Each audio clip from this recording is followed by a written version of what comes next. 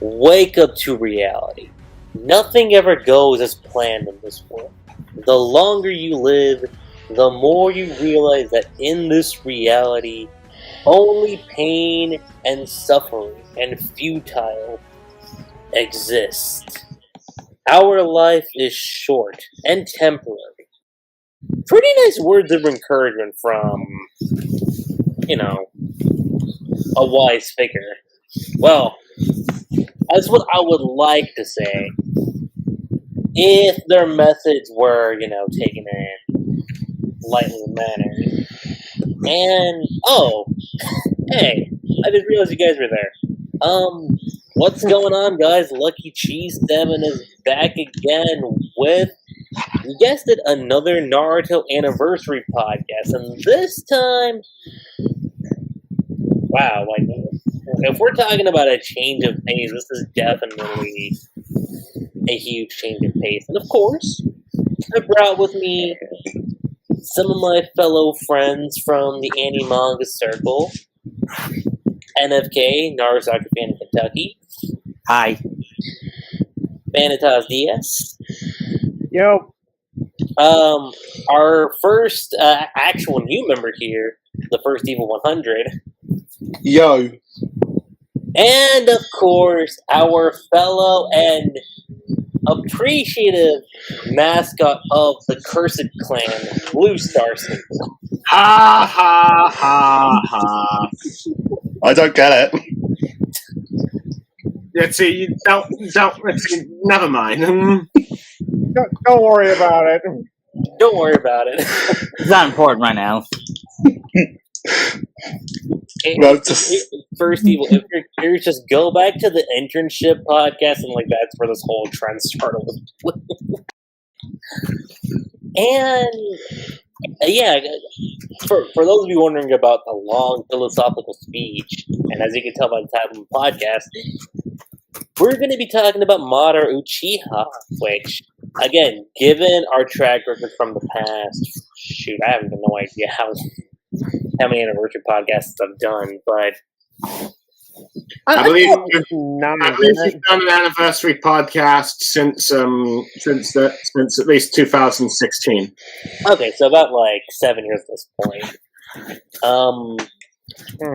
And I mean, granted, each of them have been different in their own ways, but they've also kind of been more or less the same in a lot of areas too. And when I thought long and hard about the topic for this year, I was like, what's one thing I could really do to really branch off from what we've done in the past? And I figured, let's talk about something we have briefly mentioned in other anniversary podcasts, but really bring that into the forefront.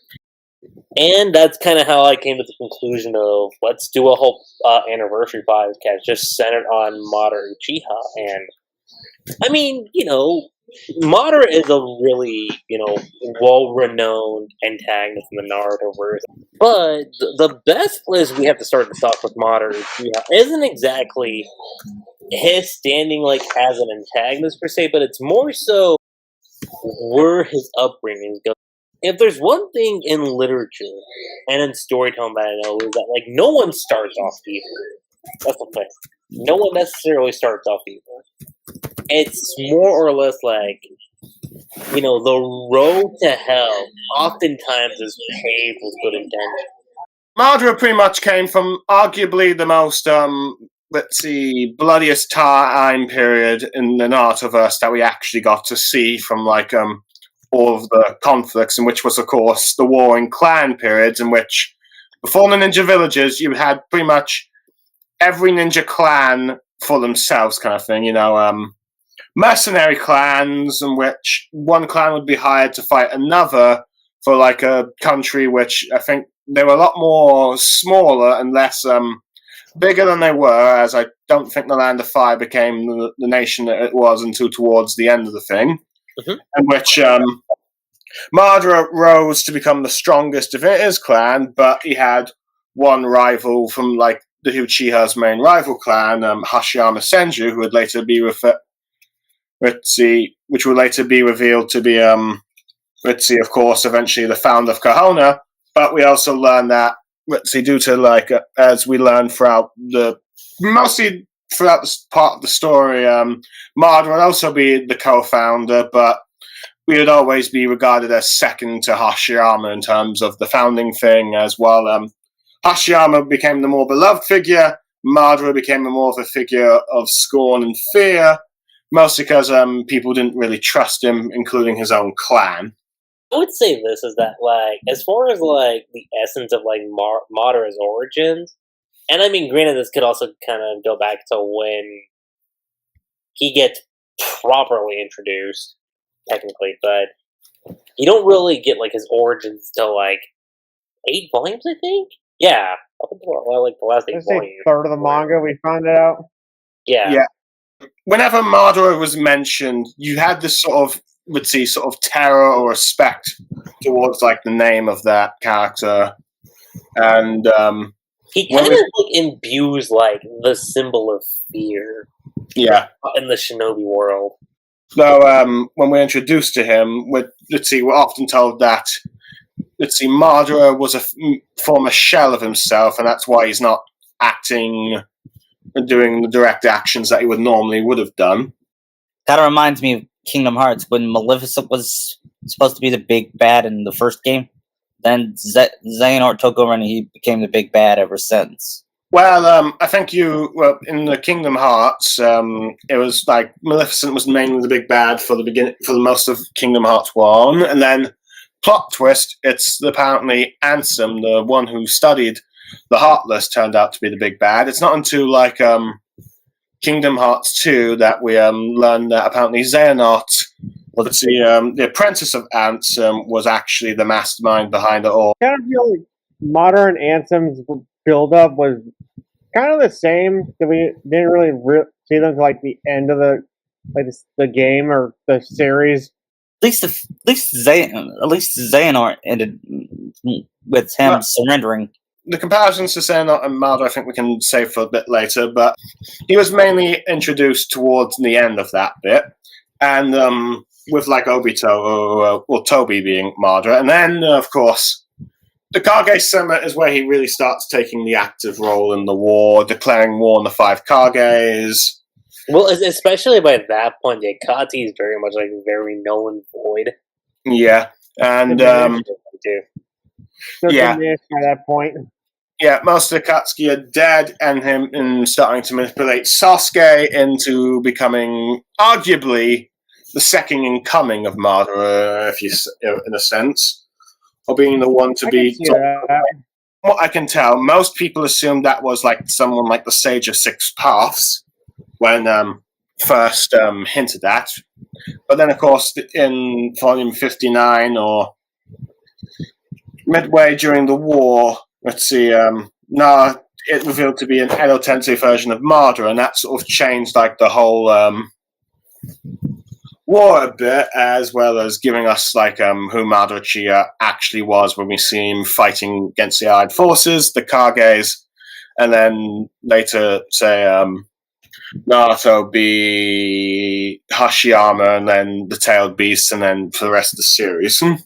This technically I had like in its own category, which is going to be like his philosophies and everything, but I've shortened that down to his beliefs on power versus compassion, and it's something I don't know. I forget how often he brought it up, but there was one line I recall that he mentioned up that I thought was like really powerful, which was his belief that compassion and love would not be the defining factor of like what shapes the world. It's power that's ultimately going to be what leads the world into a better state of peace, if you will. Kind of sounds like Virgil from Devil May Cry. Yeah. Kind of more of like, like ruling with an iron fist. Yeah. Or just using like certain individuals like Obito as pawns, or like to play the role of Madara while he is waiting for his own awakening. So compared to like Hashirama, who didn't really seem to care about who inherited the Will of Fire, be it his own bloodline or just all the children that would be born from the leaf as long as they grew strong and would be safe from like conflict, if you will. Madara, it's hard to say with him because, in a way, he did betray his whole family, didn't he? For what? More power, and thought he was always right. I mean, he also nicked his brother's eyes. Izuna actually gave his eyes to Madara. But eventually Madara did abandon his own clan to pursue power, and didn't even hesitate to kill the last living descendant of the Uchiha clan, Sasuke, when he tried to stop him, even though he looked the most like his brother amongst the clan. Which is kind of interesting that he never... Wait, did he point that out at all to Sasuke? No. The only one that brought it up was Hashirama. Yeah, that's the only one I could think of. But I'm a little surprised that Madara never addressed Sasuke Yeah.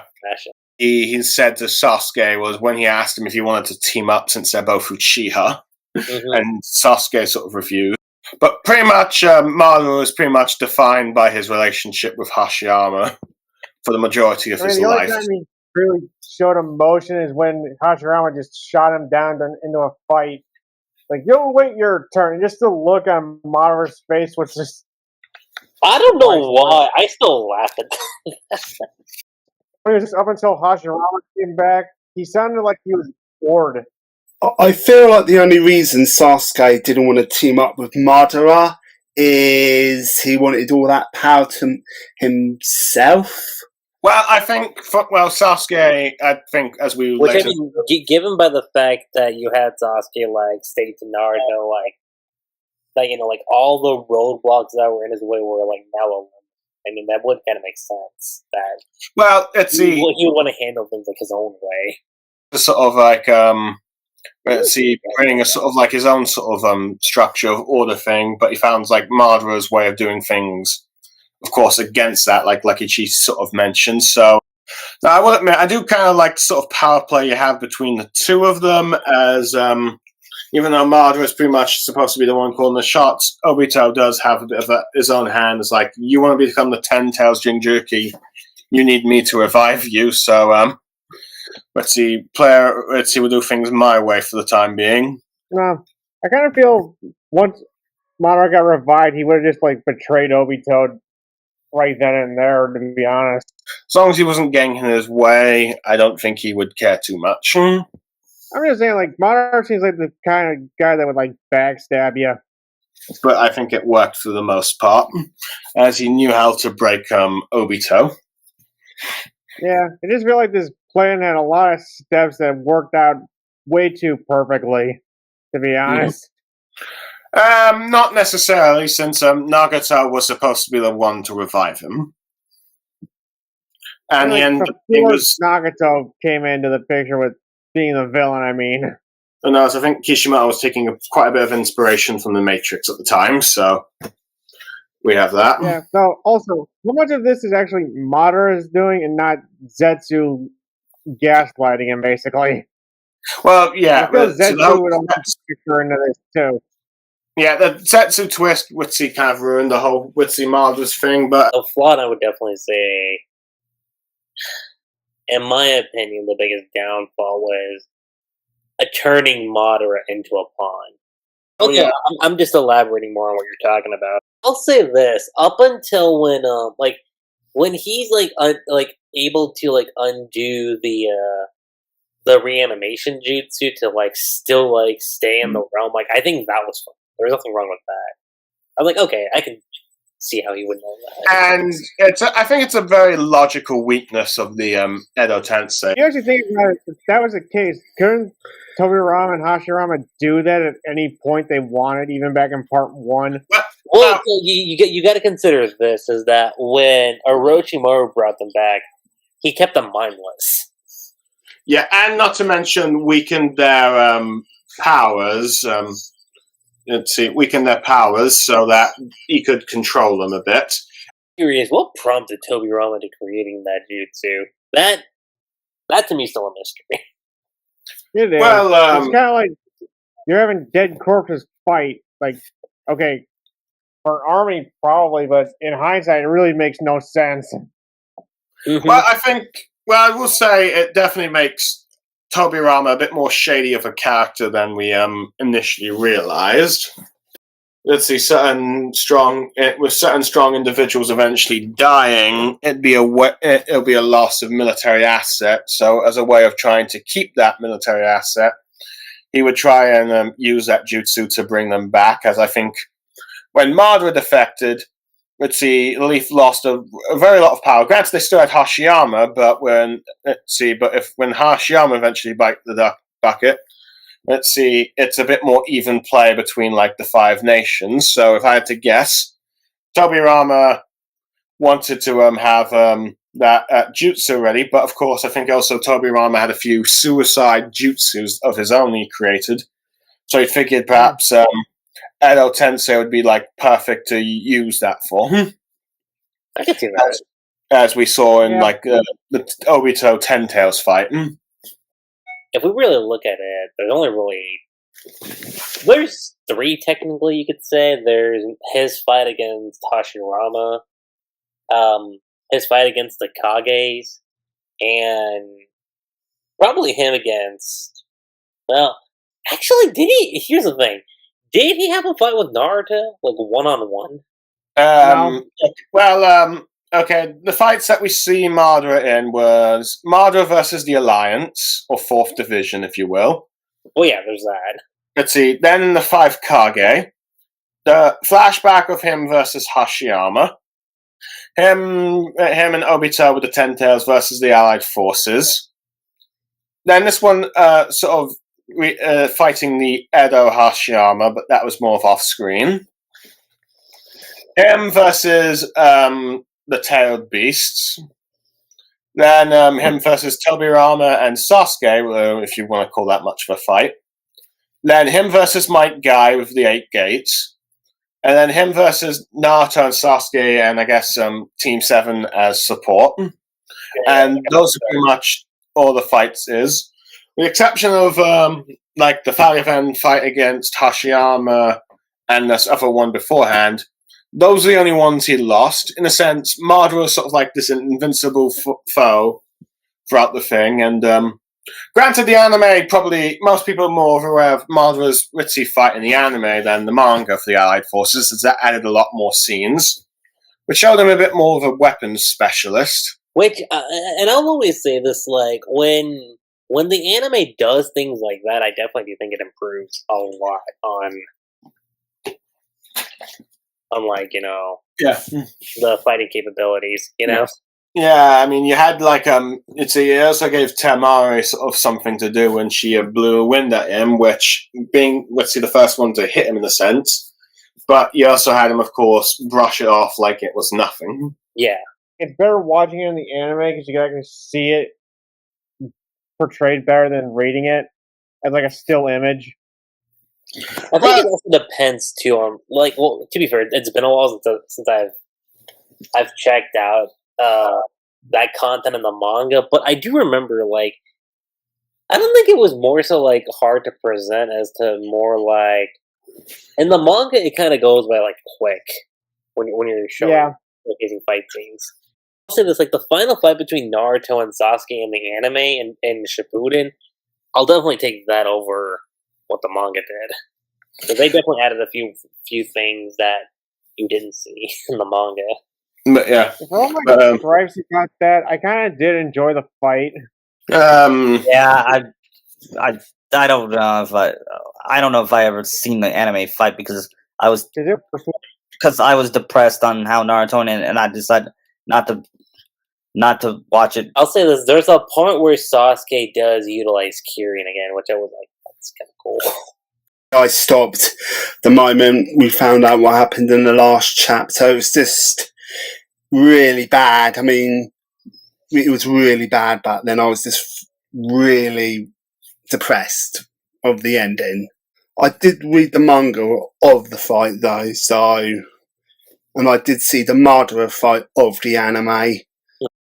Now, granted, arguably you could say Madara's first real broken bit was in his first bit of the Allied forces when he had not only summoned one giant meteor, but two. Now, granted, it did That have... did also kind of showcase like how powerful he was too. And keep in mind, that's just him as an Edo Tensei. That's not even him like flesh and blood. So if he was able to do that as an Edo Tensei, just imagine what that would have been like if it was like Kind of remind his prime. Yeah. Yeah, You remember when that was chapter the one. dropped, dude? Like the fandom went nuts. They're like, whoa. Yeah. Oh. I think arguably his biggest fan was arguably King of Lightning, which I think Madara Uchiha was pretty much the only reason he still stuck around with Naruto at that point. I can see why. But, I did like him when he first started, but then he just got. I just didn't like it. I didn't buy him as a good villain because he just got so broken. It didn't even matter what they did. I think if I would have gave him a final form, Madara, it would have been similar to Save for Sephiroth from Final Fantasy VII. That'd actually be kind of cool. I can see that. I have no idea what you're referencing since I have not played Final Fantasy VII. I haven't either, but I watched clips of it on YouTube, and I saw Cloud. I played it, and I could see him turning into something like that, or at most Kefka's God mode from 6. Mm-hmm. Of course, saw his only defeat against Hashiyama, but let's see. Well, at least one chapter of one or two chapters, because most of that was mostly a flashback. We were doing his relationship, but we got a bit of a taste of his strength there, which something that I don't think anyone imagined him doing was, of course, putting the Susanoo armor within on Kurama. Which Honestly, that was pretty cool. I will say that is a nice little foreshadowing of what happens later on when you have Naruto and Sasuke teaming up, and Sasuke puts the Susanoo around Kurama. I thought that was kind of a neat I little gotta foreshadowing. admit, that was pretty cool. I still remember going through that in Storm 4. Oh my god, that I boss do fight! too. That was something else. That was like the opening fight. Mm-hmm. Yeah, It was hard. It was. I will say the reason why, before becoming mortal, I will say the reason why I think Madara was so cocky is because he knew, as an Edo Tensei, nothing could hurt him. Oh, yeah, that's true. Yeah. I also say those orbs are also broken too. What was broken? The Truth Seeker orbs. Oh yeah, definitely. Yeah, I agree with the clones too. They were BS that only Naruto and Sasuke could see them. Yeah, I don't mind Madara creating clones of himself. If that heck, in some ways, that might be a way The of. clones I could see. The clones didn't bother me too much, though. Yeah, I will say the clones I think could have been useful as a way of having Madara have someone deal with opponents that he didn't really want to waste his time with. No, granted, of course, you had Spiral Zetsu dealing with the Allied forces at the time.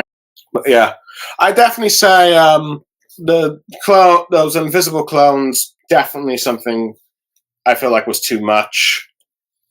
Let's see, and arguably he probably should have done Kishimoto sort of stuck himself in the loop end when he made it so that Obito couldn't really use Kurami.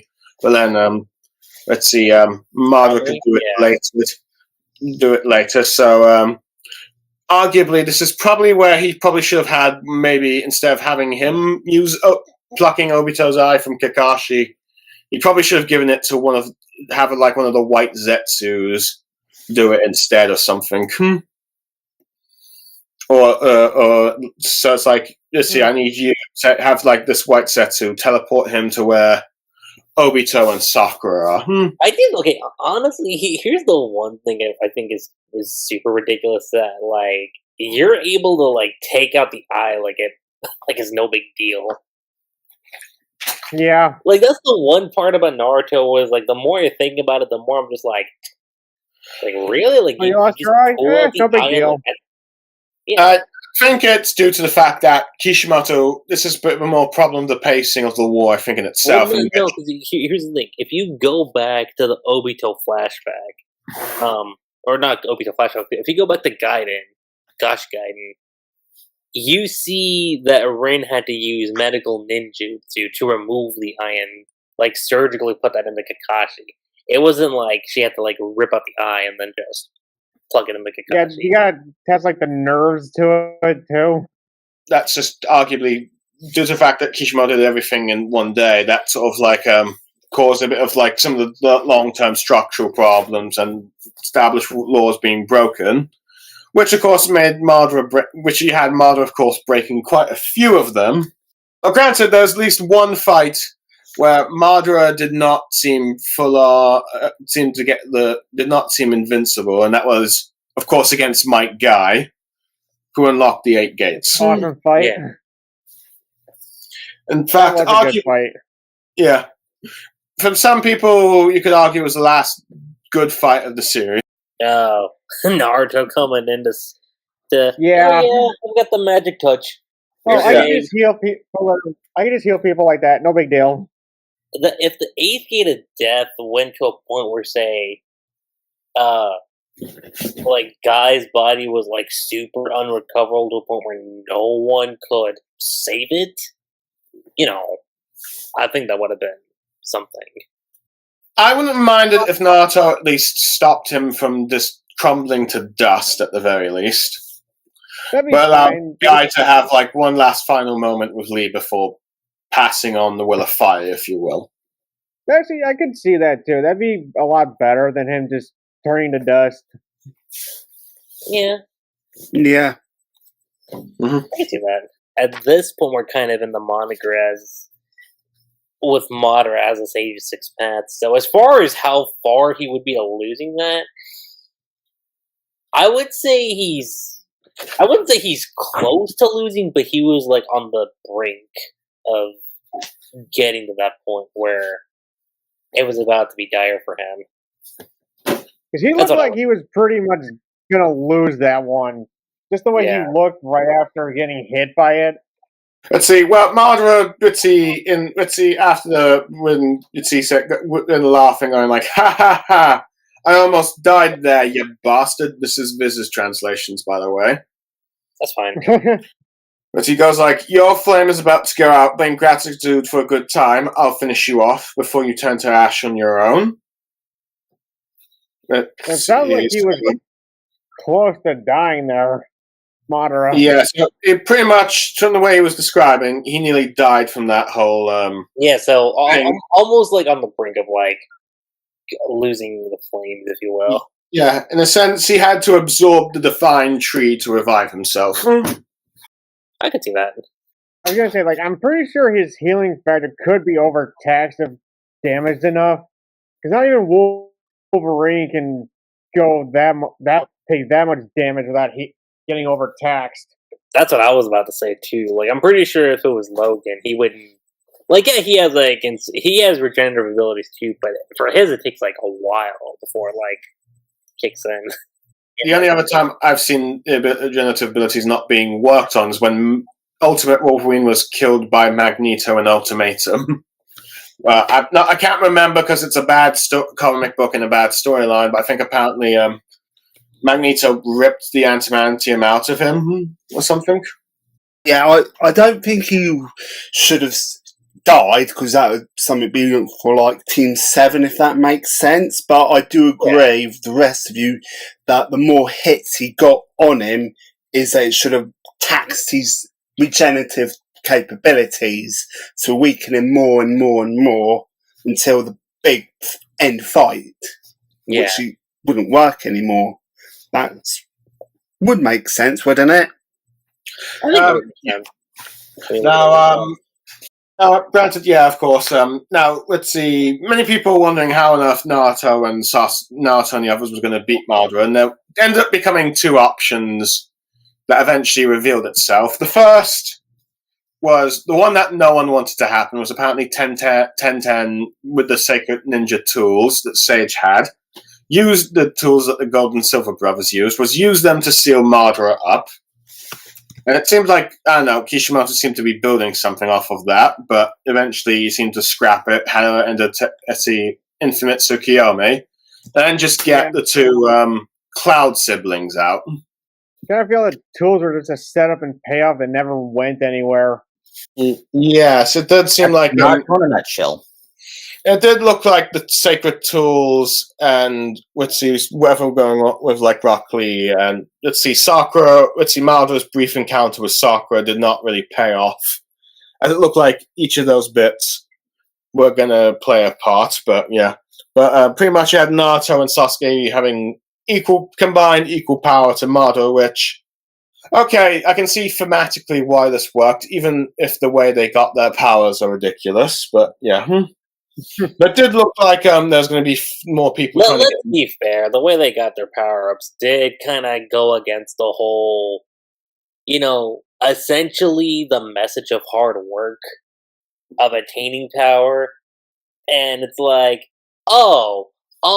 here, I'm gonna just give you power. It's like, that's not the thematic through line of what Naruto is. It's like you have to train, day. Well, okay, I know you get to the war and things get messy, but like, come on, you're throwing out a thematic through line like that. It's like, see, I feel like if Kishimoto doesn't doing everything in one day and had Naruto and Sasuke in a sort of life and death state for a couple of days, you could have had the Sage of Six Paths. I mean, training them spiritually in there. Yeah, like I would say this, like if Naruto had like DBZ's equivalent of the hyperbolic time chamber, then I could buy that. But you know, buy it. Yeah, hyperbolic time chamber. It's like it'll make it go like where you're in there and it feels like days or weeks or years have gone by when it's really been like a few days or months. Yeah, I mean, I still hate the whole reincarnation thing, but definitely have a break to more or less train the powers, or at least they're one-offs, just to defeat Madara, a one-off type thing. So you only get this one chance to use these to beat Madara, which would have been better. Like a temporary power-up. Mm-hmm. Then to say, here's some godlike powers, you're above everyone else, and all that. Instead, temporary powers to beat Madara.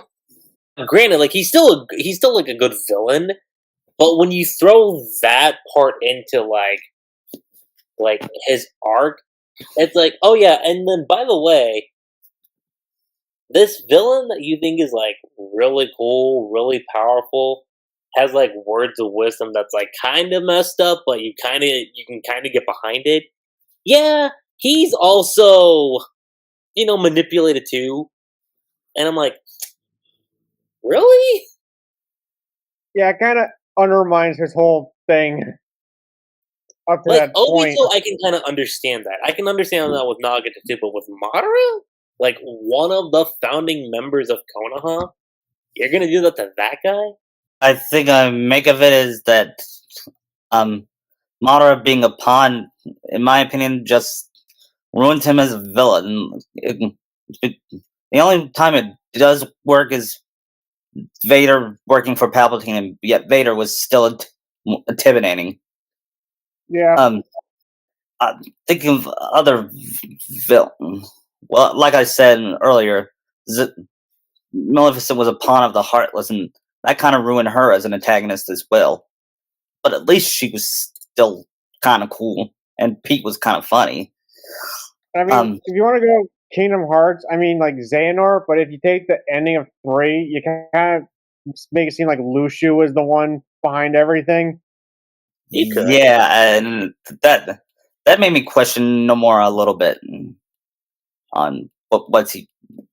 You know what I mean? If you actually go with the Star Wars thing, it'd be like you have Vader, but Palpatine, but then you have somebody above Palpatine.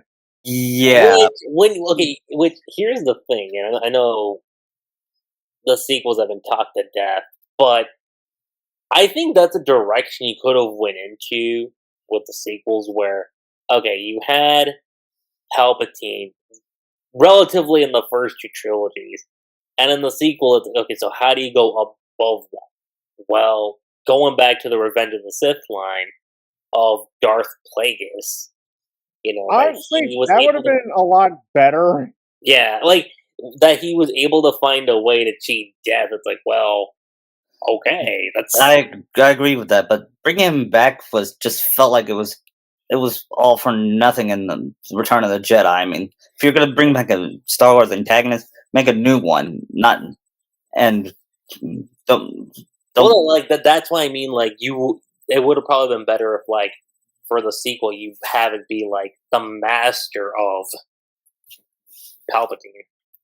Would that have ruined his role as a villain as well? Not really. Not really. It's really Madara Palpatine already established that he learned his arts from somebody else. In that sense, so there's that. Okay, that is, you have a bunch of like ancient Sith that could probably pass that knowledge down, like Darth Bane. Yeah. I think what like Madara is with the whole Kage thing, it kind of makes it feel like we wasted our time with him as a villain. With that reveal. Yeah, I remember I saw some post on DeviantArt on how to fix movies. Here's what I've said about fixing the last. Right off Teneri and have Madara be the main antagonist. Give the series more closure. I would have said this. Make Kage the villain for the last. Or at least in the war, we can Madara to the point where here's the thing, because you already bring Kage in just through what was mentioned in the stone tablet. Like, you don't have to do anything else with Kage. Just bring her up as like a tall tale, if you will, you know. And then in the last, you introduce her. So it's not like so shoehorned in, like, towards the tail end of the story. We've all said how bad a villain Kaguya is. She's just basically, I don't know, I'm just trying, bland. She says nothing throughout the entire fight. I mean, seriously, talk smack to the heroes. Just say something instead of being silent. I mean, what? Did Black Zetsu cut off your tongue?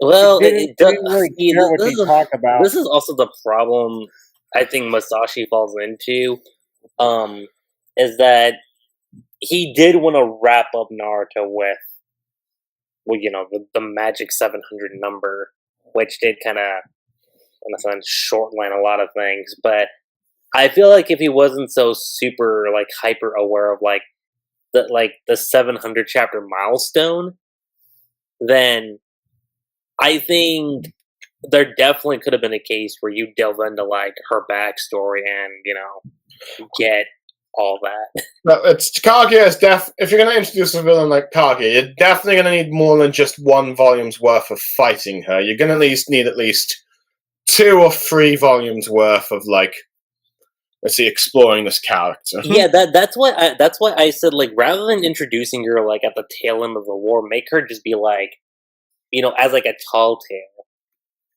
from Madara, and then just have her be introduced into, like, you know, an epilogue movie. That's what I would have done. Can we please not make her an alien? No, see, but that's the thing. No, but see, but that's the thing. If you remember, in what was mentioned by Madara, she was never introduced as an alien. She was mentioned as someone who was trying to stop, like, the endless wars that was going on in humanity, and she took up the chakra fruit, and essentially kind of becoming, like, the first, like, chakra bearer, if you will.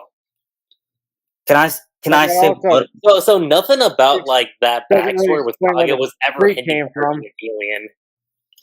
Can I say what other ways you could fix the last? What? Write Hinata to be a more developed character. Have her give her closure with Naruto. And write Naruto leading the group rather than Shikamaru. If he's going to be Hokage, he has to lead his team. That's what Retrospect Greg said in his Naruto the Last.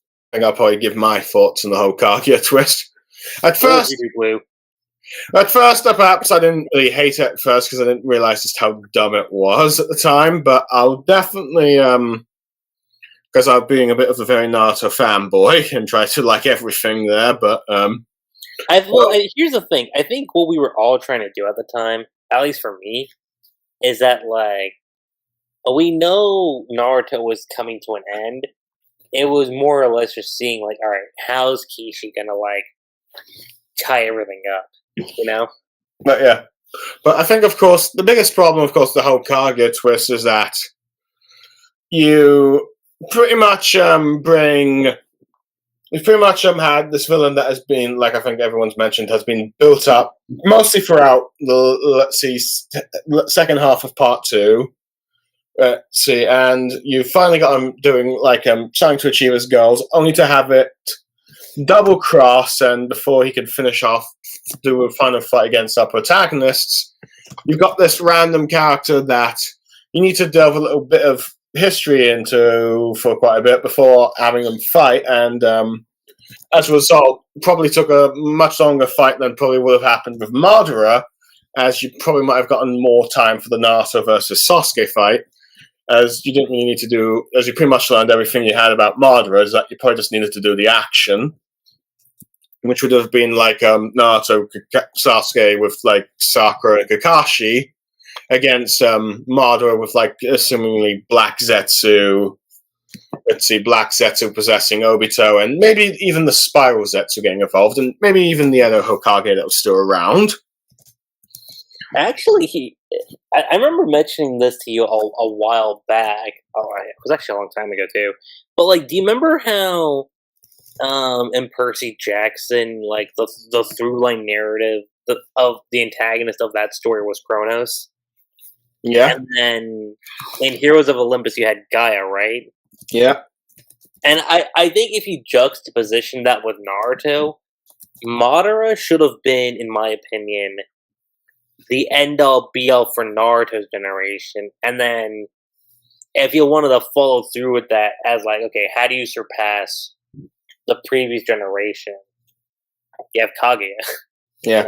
Which, that arguably could have worked, but yeah. But I think the biggest whole thing with the Kaguya twist and the White Zetsu army is that it pretty much cheapens and pretty much destroys any sort of morally grey things you could have done with like the original Infinite Tsukiyomi plan, and whether or not it's best to have everyone just sleep in an endless world of their fantasies and versus reality, then face the harsh world of reality and try and persevere from it. Yeah. As there could have been at least some sort of more debate on that, but with the whole they eventually turn into White Zetsus, not only cheapens that, but it also destroys any of like more debate that you could have had at that point in the series. And also it was very much like with like building an army. Okay, you're clearly building up for like it's clearly a force. There's going to be another evil threat guaranteed kind of thing, because like, which of course end up being other members of the Otsutsuki clan.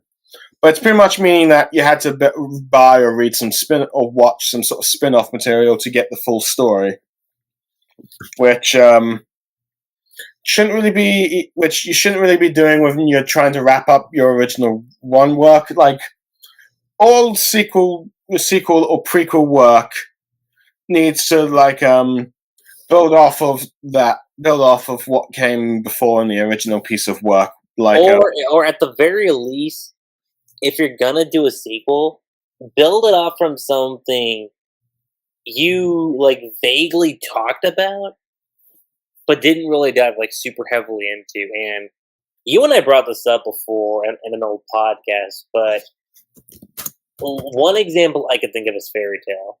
Look at the 100-Year Quest. They didn't really dive super heavy into that in the original series. And like, as far as the sequel goes, like that is the focus of that story. I'm not saying that you couldn't have done that with Naruto, but I think you could have. I feel like this whole Infinite Tsukiyomi thing is just something. This other ideas just not as good. Like the anti-life equation, it's basically just that. Well, let's see. I believe Kishimoto, the Infinite Tsukiyomi, is probably based off of the plot of The Matrix, with the reality world thing.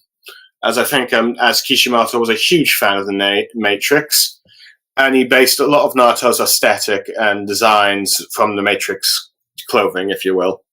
And yet we don't have anyone hamming it up like Hugo Weaving. Yeah. Pity. Because to be fair, he was hamming it up in the third movie. He was. Let's dive a little bit into, like, his role as, like, the master to Obito, if you will. Because we haven't really talked a lot about that. I mean, to be fair, it's basically just Vader Palpatine, honestly. It is kind of like that, yeah. Though I would probably say one thing is that Obito isn't, unlike Vader, isn't, let's see, weakened due to his physical limits, as due to Vader being burnt in lava and had his limbs cut off, his power was reduced greatly. So he cannot really directly confront the Emperor. That is the one upside Obito has, that lag. The only real Palpatine Obito has is like a boulder messing with Vader to make him like weaker. So yeah, no, like I was just saying that, like, the only upside Obito has is that it's like what Blue said. He didn't get burned or anything. Like, his only case of injury was a boulder that just crushed like the right side of his face. That's it. Right, like Zetsu's not like impeding any of his abilities like Vader's suit was. Mm-hmm. Yeah. And we heard like Vader's suit was like outdated tech. Yeah. Yeah, Obito got it probably a lot better than Vader. I mean, getting cut off and then set on fire is probably not a good way to go. No. But honestly, Obito gets out of this situation better, honestly. No, to be fair, in fact, arguably when Madara rebuilt Obito with Hashiyama's DNA, he arguably probably improved him in some regards. I think he made him stronger. Yeah. A little, compared to Obito, a little Vader stronger, to be honest. Sorry, but compared to Vader, compared to Obito, Vader is the coolest guy ever. Compared to Obito, at least. I believe Death Battle did recently have Vader versus Anakin fight, which they had Vader and Obito fight. Yeah, which I believe Obito did end up winning that fight. Bullshit. I knew he'd win because of the Ten Tails. Because of the Ten Tails. Once he went Ten Tails, it was over. Yeah, as soon as that came into play, I was like, if Obito has the 10 tails, it's game over. Which it's the same thing with Madara versus Aizen. 10 tails, it was over. Yep. Mm-hmm. But yeah, so currently, arguably at the moment, let's see the advantage they have there. Though arguably, I think most people would probably say that. Well, it also depends on how you feel about the whole prequel trilogy. Is that Vader's probably a bit more better developed character, but what about Obito? That Madara was doing his conversation with Madara seemed to imply that Obito talked about how Madara was his ancestor. That led to some people wondering if perhaps Obito was directly descendant from Madara. But that would have been kind of interesting. I'm not gonna lie. It would, but we really never found out like who the whole like lineage of the Uchiha from starting from Madara down. Now, granted, from what it seemed to, it seemed to imply that Madara didn't really leave any blood descendants, really, since of course him leaving the village, he didn't have any he didn't have a spouse or anything like that. In fact, his defining relationship was, of course, with his younger brother amongst the clan. But yeah, because it makes you wonder, like, how much of Madara is actually in most of the Uchiha clan. Like, as far as I can, as far as Madara's direct family members in the clan goes, there's his father, who was Hashiyama's father's rival, and of course his brother Izumi Uchiha, but there's also, like, he had, I believe, 4 other brothers that were, of course, killed during the war. Like, here's how I would view it. I would kind of view Madara maybe similarly to Sozin from Avatar, where like you see the rivalry he has with Hashirama, and then you see the rivalry that, well, more so friendship, I would say, more so the friendship that Sozin and Roku had, and how that whole downfall came to be, you know? Yeah, because I actually kind of do like the flashback with Hashirama and Madara as kids. That was actually pretty interesting. Yeah. I did like that, too. That was, I would say, the biggest highlight, for sure. Let's see, I think some people couldn't say it was better than Naruto and Sasuke's. Honestly, that's true. Probably agree. No, but yeah. But here's the thing. The problem with Naruto and Sasuke, I would say, is that, like, a lot of the stuff that we hear about is off-screen. That, I think, is the biggest problem, because I'm currently rereading through the manga right now, and I can kind of see it in Land of Waves. It's just when you go from the Land of Waves to Chunin, like there's like that missing period where you're like, okay, there's stuff that happened for sure. You just don't see it, and I think that's definitely a weak link in that. And I feel like they don't really convince us enough that they're actually friends. Yeah. No, that is a big problem. Is Kishi, throughout Naruto, Kishi kept saying, "Oh, these two are good friends, they're as close as brothers," but we never see it. Half the time we just see Sasuke demeaning his teammates. Really? Yeah, no. I mean, and not in a joking way, like Gray from Fairy Tale Jokes of Natsu or the others. Yeah, I was going to say the same thing. Like, compare Naruto and Sasuke to Natsu and Gray, and you see a huge contrast between the two. Or if you want to go like Deku and Bakugo. Even though Bakugo wanted Deku to kill himself. Yeah. Yeah, but the thing about that is, like, their friendship and rivalry actually grew over time. That's true. It did. When Bakugo apologized, it felt actually... It said he changed a lot when he apologized. That he did. Deku, yeah, I will acknowledge that he did change a lot once he apologized. Yeah, definitely. I don't really see Sasuke doing that. Well here's the thing.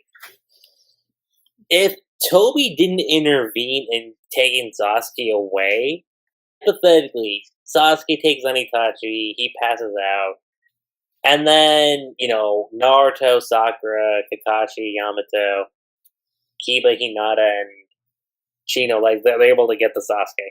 I could see Sasuke from that point maybe apologizing for, like, causing grief for what happened, but it's just the fact that, like, by the time you get Toby getting there, it's like, oh, okay, you know? So you're basically saying, like, Sasuke's never going to find out the truth about his brother, basically. But yeah. Because if you think about it, Sasuke's entire goal up until that point was just, I have to kill Itachi because, he killed the clan, I really had no plans after that. Yeah. You could kind of equate Toby and Nagato to, say, Vader and Starkiller from Force Unleashed, which, fortunately, now is non-canon, but, that was a thing. Actually, I'm pretty sure Starkiller is going to be canon in Ahsoka, from theories I've heard. If you're talking about that Inquisitor Marek, I wouldn't. Let's see. I would say I'll tell you now that theory isn't true. Oh, it's not? No, I would be too much spoiling Ahsoka, but as I know, Lucky hasn't. He's played with Tim Witwer. But let's just say, Marek is just the theory. Most of the theories around Marek, you don't really focus too much on them. But I would say, I would say the only difference with that Lucky is that Obito's still technically younger than Nagato there, so I'm not sure if it's like a bit of the same comparison, and I don't think Obito became a sort of mentor to like Nagato, but I think, for Nagato and Obito, that was more of like a business partner kind of like thing. Obito being like the secret benefactor that sort of manipulated them. Well, see, this is Yeah. the other. I would say this is the other sad part about that aspect is that like we don't really dive so much into that. Like much like with the modern Hashirama stuff, like we only really get just the stuff regarding Madara and Hashirama's like rivalry. Like we don't really get like the ins and outs of like, okay, what was like their life like, you know? Like we only get like snippets of it. Another problem is when we find out Obito is the villain, like it really doesn't count as a shock because we really didn't even know anything about him outside those 2 chapters, that guidance thing. So it really made you kind of didn't work trying to feel sorry for him. Plus, you're like towards the end of the series, so it isn't really going to work. I'd say the problem with Obito is the fact that you didn't learn much about Naruto. Never really learned anything about him in that moment because he has no idea who Obito was when he was unmasked. That was more of Kakashi's reaction, which fair to play because that was Obito's. I mean, that was Kakashi's best friend, essentially. So yeah. It would make sense that he would have the bigger reaction. But the fact that Naruto had no idea until the last minute, I think, affected how that whole took place. But VanitasDS, you were about to try to say something, but I interrupted you. Go on. Yeah, I just wonder with Madara how he managed to get the Rinnegan to Nagato, because they never really... Kishi never really said how he done that, because you think the kid would have to be awake. If I had to guess in verse, he had the white Zetsus do it. They could move about. But we can only guess on that. I just wonder how Nagato never knew his eyes was getting... He must have been knocked out. He had to have been knocked out just to get his eyes... Yeah, but Rinnegan. When he woke up. Here's the thing I want to bring up here. Do you guys think the Rinnegan was retconned into being like the final state of the Sharingan? Because prior to that, like you would think, okay, you have the Byakugan, you have the Sharingan, and then you like have the Rinnegan, which was shown like at the tail end of part 1. Yeah, I think the moment when the Kishimoto retconned, Ritzy revealed that the Sage of Six Paths, Ritzy to descendants, were the founders of the Uchiha and Senju clan. It sort of tied the Rinnegan into those abilities, when beforehand, it seemed like Rinnegan was its own separate thing that either chose once in a generation's kind of person to possess it, or there was some sort of bloodline to Nagato that we had not yet knew about. Yeah. Now, granted, if it was like the Uzumaki clan was its own separate thing, that could have been something like it with like and the Uzumaki was introduced before then. You could have done something with that, where like having the Sage be more of an Uzumaki, and like once every generation, there's someone in the Uzumaki clan that can awaken that ability. But since let's see. But since Kishimoto made that the Sage of Six Paths tie in with the Tailed Beasts, Uchiha and Senju feud, that sort of made the Rinnegan a part of the Uchiha's abilities, or Senju's abilities, depending on how you do it. But and sort of made it more. I think it would have made more sense for the Rinnegan to be more tied to the Senjus than it would have been to the Uchihas, I would think. Yeah, because isn't it like a combination of both Senju and Uchiha stuff? Yeah.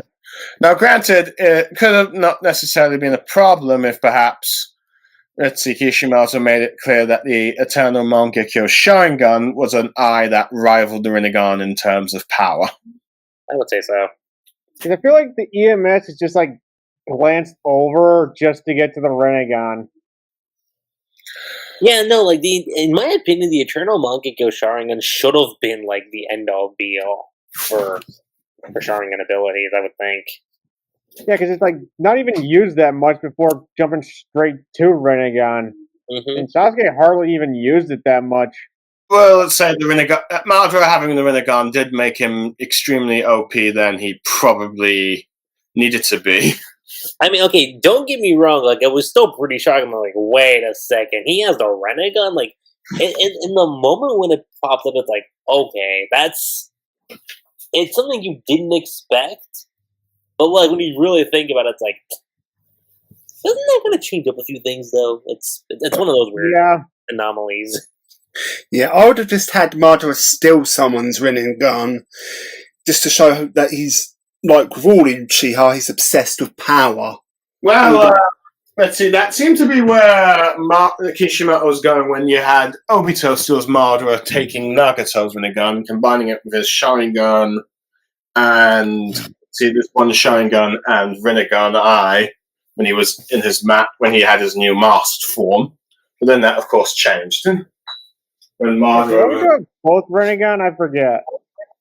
Obito had the Sharingan in one eye and, let's see, a Rinnegan in the other eye. Oh, so he only took one of Nagato's eyes. Yes, he only took one of Nagato's eyes and hid the other.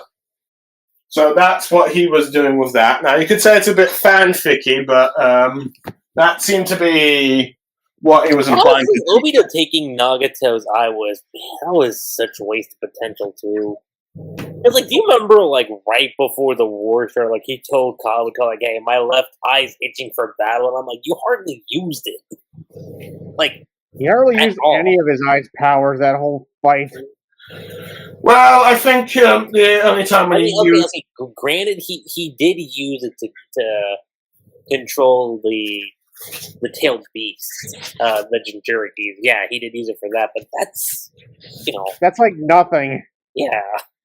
Well, like I said, that's pretty much it's implied that he could at least use the human path to take the soul out of Yamato for interrogation, but that's it. But it never really. But like I think Kishimoto just didn't know how to both use the Rinnegan abilities and Obito's abilities without making him too OP. Because, well, since Obito has the ability to phase through things, that would have made it like impossible to use taijutsu and all that stuff against him, which was generally the natural weakness of the Rinnegan. Anyway, yeah, it's like we've said, it's pretty much equivalent, say, to like Palpatine and Anakin in that sense. The only other thing is that Madara is like dead half of the time Obito is doing this, so it really does. You don't really see them interact that much till he gets revived, so you can't really say much about it. Yeah. Or if you go by Rise of Skywalker, it could be like Palpatine and Kylo Ren, which we're not going to talk about. I personally think that at first, before Rin's death, that Obito did have a bit of respect for Madara. He did save him, but after Rin's death and years later, I do think there was possibly a bit of a rivalry because both wanted to activate the Infinite Tsukuyomi their own way, if that makes sense. They both had their own goals and would easily enough stab each other in the back. But that's just how I see it. I could be wrong, but I do think there was a rivalry between them in the war. Both had their own goals on what they wanted to do and who to be the Ten Tails. Well, either way, Madara still would have come out on top, to be honest. Yeah. Because he still have Black Zetsu control Obito to bring him back to life. Well, yeah, to be fair, that was the end game goal, but of course he needed Obito to be defeated first. But there was a bit when Obito was able to best Madara, as Madara did try to have Obito forcibly revive him at first, but he managed to become the Ten Tails Jinchuriki first. And there was a bit of moment where Madara perhaps considered just having Obito do the Infinite Tsukuyomi, but they concluded that he wanted to do it himself, but left Naruto and Co to take him down, so they would both weaken each other, and he would take the spoils of war after that fight. So, But didn't Madara carve like a seal on Obito's heart to make sure he followed through with the plan no matter what? it was the seal on his heart was to make sure that he would not kill himself. That was what I believe the seal was used for. Yeah, that's what it was used for. I remembered. Which, I mean, in that sense, it would make... I can understand where Madara had his contingency plan for that. Like, in case this guy does something else, and say, forget it. There's one thing I don't get. This is going back to when Team 7 are the only ones not trapped in the infinite Tsukuyomi. That's only now just clicking to my head. Why didn't Madara just do it again? Just to think, alright, I'm just going to keep doing the infinite Tsukuyomi until you last for trapped inside it. Well, before he could even That's actually a good question. Well, I mean, well, the simplest explanation is that he was double-crossed by White Zetsu before he could do any sort of action afterwards. And I think he probably realized as long as Sasuke had his Susanoo, let's see, at the very least, one of them would not be affected by the infinite Tsukuyomi. So I think he just decided to eliminate them rather than just... I was gonna say the whole reason he couldn't do it because they were under the Susanoo the whole time, up until what, morning or night? It was still nighttime. It's like infinite Tsukuyomi happened just for a few minutes. Everyone got sucked in, and afterwards, Madara got down, and then of course the backstab twist happened. I'm just surprised Madara just waited for them just standing there. I think honestly, it's kind of surprising too that that's what happened. Well, if I had to guess, and granted, I think it's because infinite Tsukuyomi can only be activated for so long, and so he had to wait until they were out of the Susanoo before he could make a move. Or he had to stop. Or he had to wait until or he couldn't do anything while he had infinite Tsukuyomi activated. And once it ran down, he was able to do something. So I think it's just more of he could only do the infinite Tsukuyomi and attacking at different times rather than just all at once. After all, I think because after all, we've seen that. Not mostly in most of the ninjutsu done in the shinobi world, most ninjas can only use one ninjutsu at one time, unless of course they've cloned themselves. After all, you don't see Sasuke doing a fire style and Chidori at the same time. The same would probably be for Madara casting infinite Tsukuyomi. He could only use it. He could only do that itself, and then of course use a jutsu afterwards. But yeah, is there anything else you want to discuss, Lucky Chi? I've noticed a few folk tale connections when it came to Madara. Nothing well, I don't think that's super substantial, but it's something that's kind of interesting that I noticed. The connection. Okay, so you've got the Susanoo connection to the Tengu, which, for anyone who's curious, Madara's perfect Susanoo form, like I said, it resembles a Tengen, right? And that very much, it's originally used to kind of take up forms of the birds of prey, if you will. I think what's interesting about that is that if you look into the lore of the Tengu, what a Tengu would do is it would abduct young boys and use them for their own personal gain, which, if you look at it, that's what he did with Obito. Yeah, kind of what he did with Obito there. Well, to be honest, I'm not really sure much about the name Madara itself in folklore in Japan. In fact, just trying to do a search on it on Google, rarely get anything, though. There was apparently a Madara manga. Apparently, if we're gonna look at what the name Madara means, it pretty much means spots or speckles. What else is there? Oh yeah, and then there's the whole connection between Now, this could just be a mere coincidence, but connecting the Infinite Tsukiyomi to something like the Rapture, which it's more or less kind of like an old like text sync. So the text thing goes like this. It says, after that, we who are still alive are left will be caught up all together within them in the clouds. And if you kind of think about that to Madara, what's the one thing Madara wanted to do? Put everyone in an illusion. Mm-hmm. Well, the God Tree may have compared it to Christian mythology with the whole Kaguya eating the forbidden fruit. So, yeah. Granted, I've seen some people accuse Naruto of ripping off One Piece of doing the same thing, but... I mean, it's funny when you think about that. It's like, really? You eat a fruit, you gain powers? It's a little out there. Yeah, to be honest, I do think a lot of manga do copy from each other quite a bit, to be fair. But I think, I do think the whole divine tree thing and cursed fruit is probably based off the whole Garden of Eden storyline from the Christian Bible. Yeah. They're probably just both Oda. You could argue that both Oda and Kishimoto got inspiration from that tale. Here's one thing: the attacks of Madara, like the Susanoo.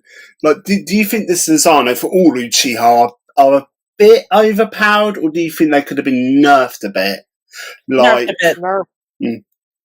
Like, the Susanoo is supposed to be regarded as like not otherworldly per se, but it is supposed to be kind of like a pseudo deity in and of itself. So, if you're looking at it from that aspect, I guess it would kind of make sense that it's as powerful as it is. Though, maybe giving it like lesser attacks. But would definitely benefit. I'd say perhaps maybe the perfect Susanoo went a bit too far. Now, granted, it seems to imply that the perfect Susanoo can only be awakened with Rinnegan abilities, but then, of course, you had Kakashi awaken his perfect Susanoo when he got both of Obito's eyes, but it seemed to imply that... I would have just said, let the perfect Susanoo be manifested once you get the Eternal Mangekyo Sharingan rather than Rinnegan. Yeah.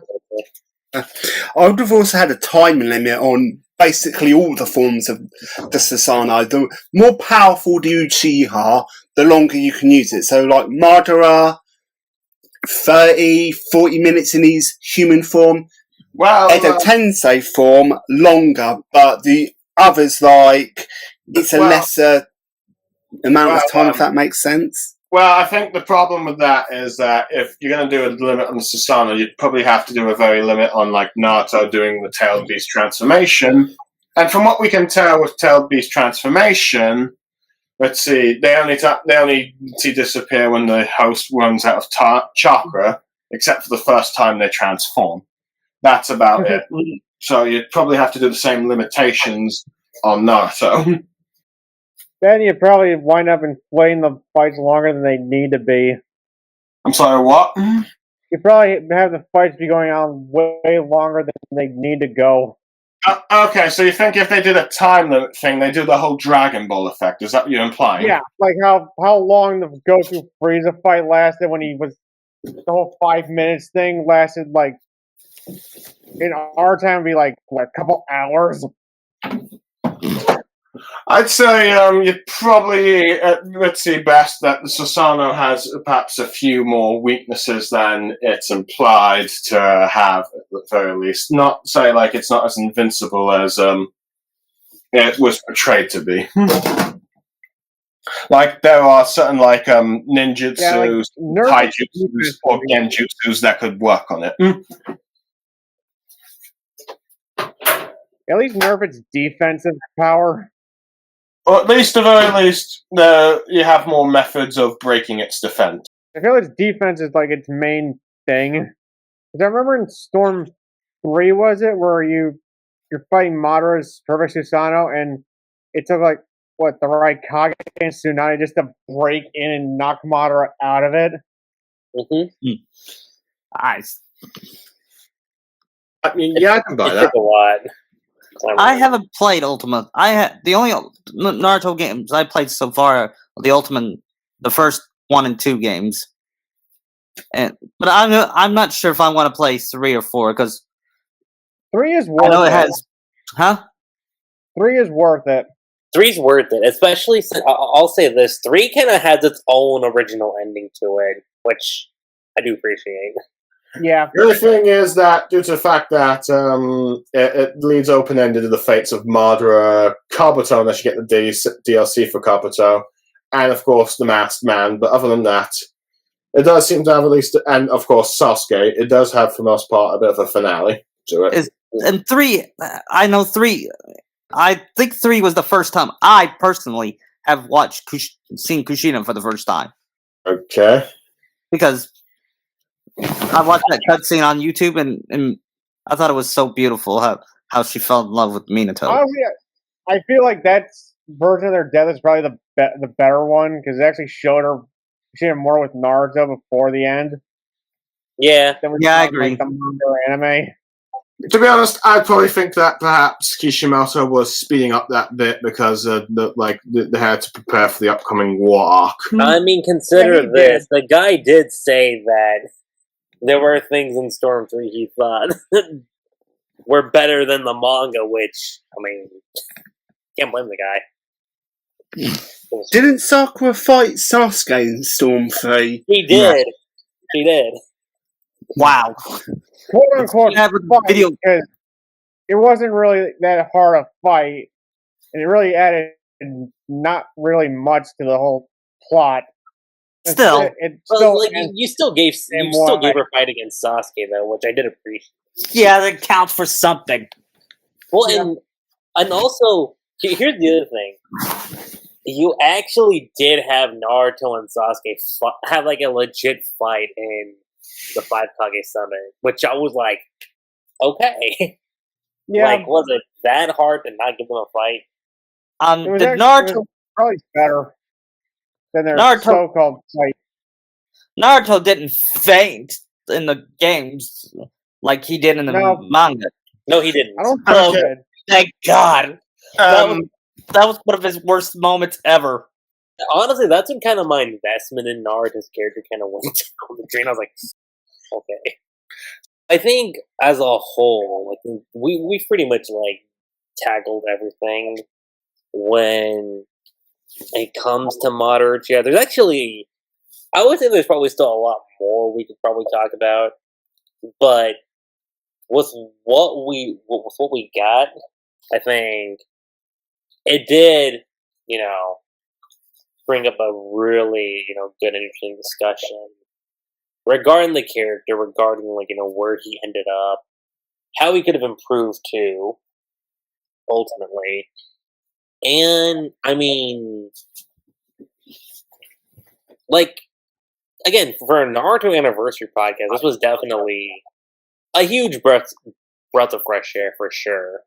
At least for me, considering, how the past topics have been, where, yeah, it's been a little different, but this one was the one where I was like, okay, and this one feels a little bit more fresh, a little bit more, like, concrete, if you will. Well, you're talking more about an individual character, though granted we did end up going off topic a few times, like, we did. Naruto's character in Storm 3.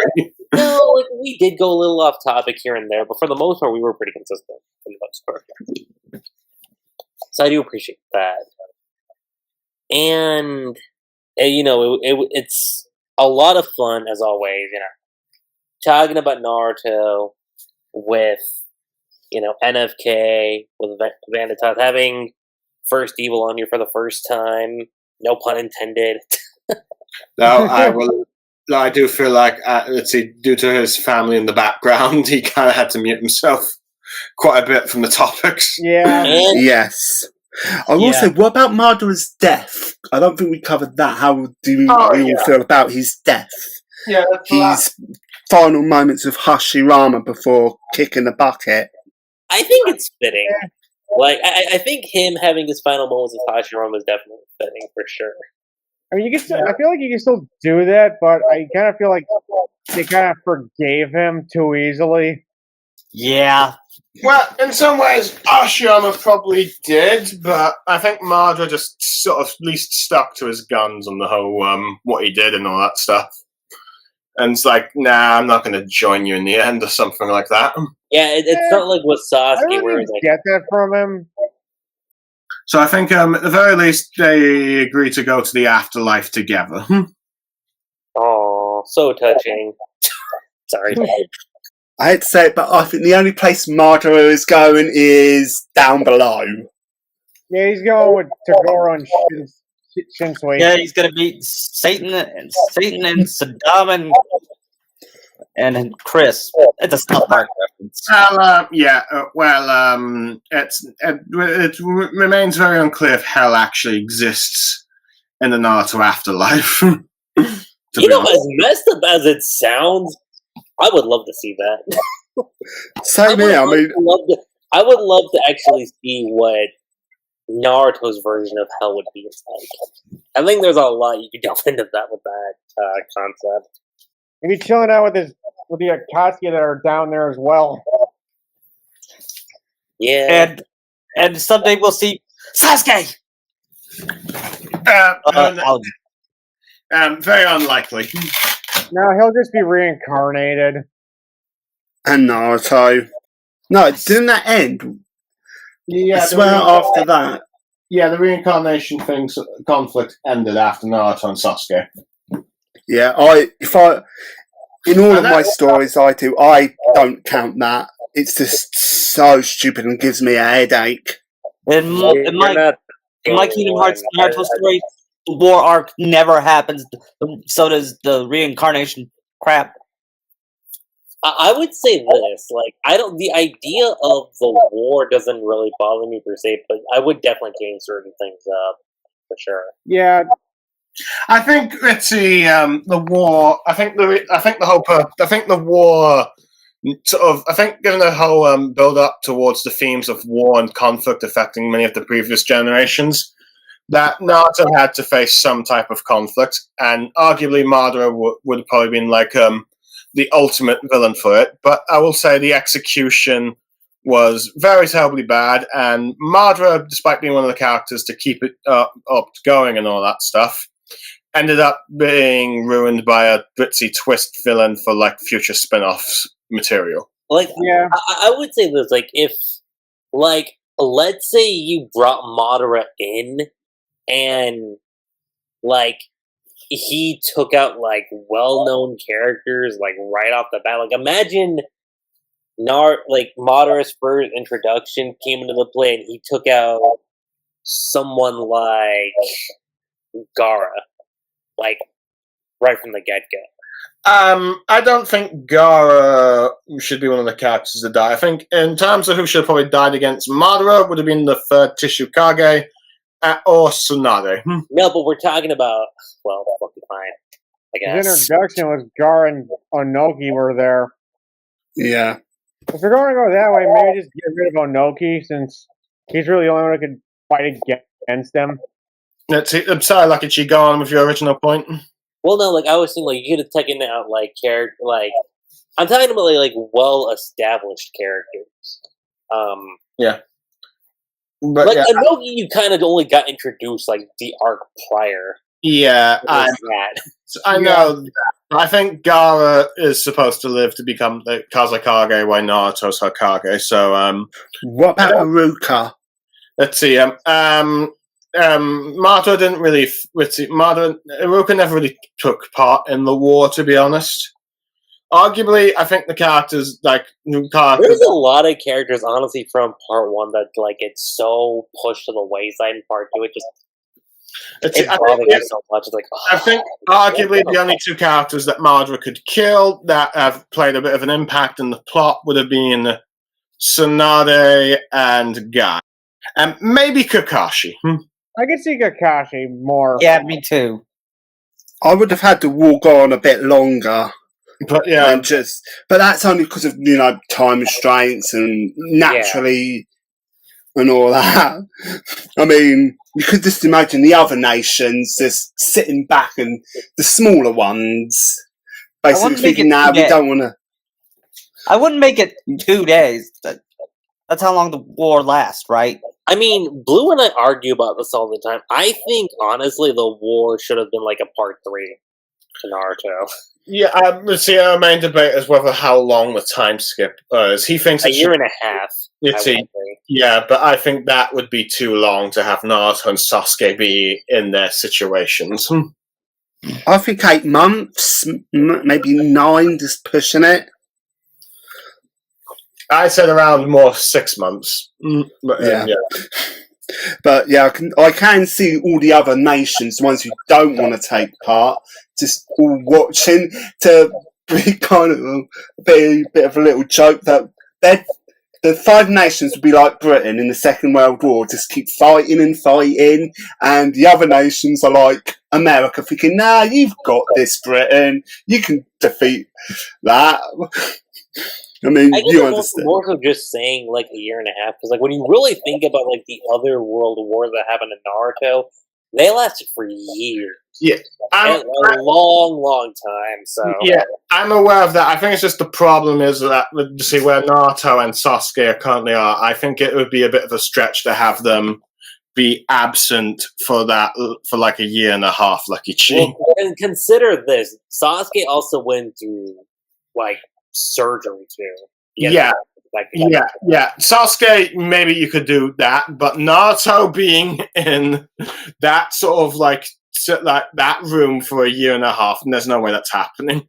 You could have Naruto fight weaker white Zetsus, other S-class missing ninja as well. Maybe that could have helped, while Madara just basically sat back and wait for Sasuke to be all healed up. I mean, you could just have him, well, not Madara, Obito, given that Madara's not around, is have, someone get tongue-tied, is just have Obito use all the white Zetsus and all the S-class missing ninja that joined him as cannon fodder until Naruto's weakened, or, like I said, Sasuke is ready. For the most part, like, we're pretty much, like, done talking regarding, like, this year's anniversary podcast. It was a lot of fun, and...